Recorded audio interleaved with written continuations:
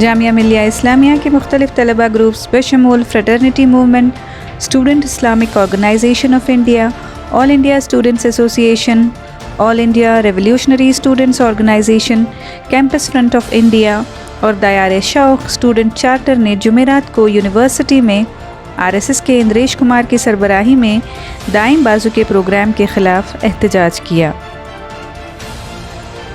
तलबा के लीडरों ने कहा कि जब से बीजेपी बरसर इक़्तिदार आई है, तालीम के निज़ाम को भगवा रंग देने की कोशिश की जा रही है।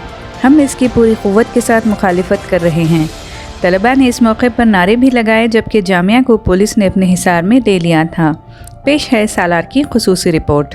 करने वालों को जो है जगह देना चाहता है, वो ये दिखाना चाहता है कि हम जो सरकार में बैठे हुए नफरत के पुजारी हैं, हम जो है उनके साथ हैं। उनका स्टूडेंट से कोई वास्ता नहीं है, उनका छात्रों की जो है अधिकार से, उनकी लड़ाई से कोई वास्ता नहीं है। वो सिर्फ जो है नफरत की सियासत को जो है बढ़ावा देना चाहते हैं। यही वजह है कि आज एक शख्स जो है यहाँ आके जो है सेमिनार में जो है शामिल हो रहा है, जिसके विरोध में हम लोग जो है यहाँ खड़े हैं। अगर हम इंद्रेश जी के बारे में ऐतिहासिक पृष्ठभूमि देखें, उनके बारे में तारीख के हवालों से देखें, तो पता चलता है कि 2002 के बाद उनको जो है राष्ट्रीय मुस्लिम मंच का जो है संरक्षक बनाया जाता है, अध्यक्ष बनाया जाता है। वो कौन है राष्ट्रीय मुस्लिम मंच, मुझे बताने की ज़रूरत नहीं है। आप सब लोग बहुत अच्छे तरीके से जानते हैं कि 2002 के दंगे के बाद जो है उसको बनाया गया ताकि एक जो है फेस बनाया जाए कि हम मुस्लिमों के जो है बहुत बड़े हितैषी हैं, हम मुस्लिमों को चाहते हैं। जबकि असल में क्या होता है वो आप सब जानते हैं। उसके बाद जो है उनका कई मामलों में जो है क्रिमिनल केसेज होते हैं,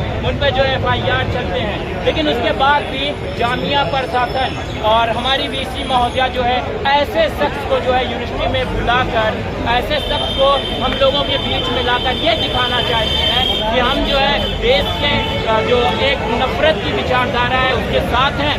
ये जो है जामिया बर्दाश्त नहीं करेगा। हम जामिया के लोग कभी भी बर्दाश्त नहीं करेंगे। हमने जो है हर वक्त जो है नफरत के खिलाफ आवाज़ उठाई है और आज भी हम नफरत के खिलाफ आवाज़ उठाते रहेंगे।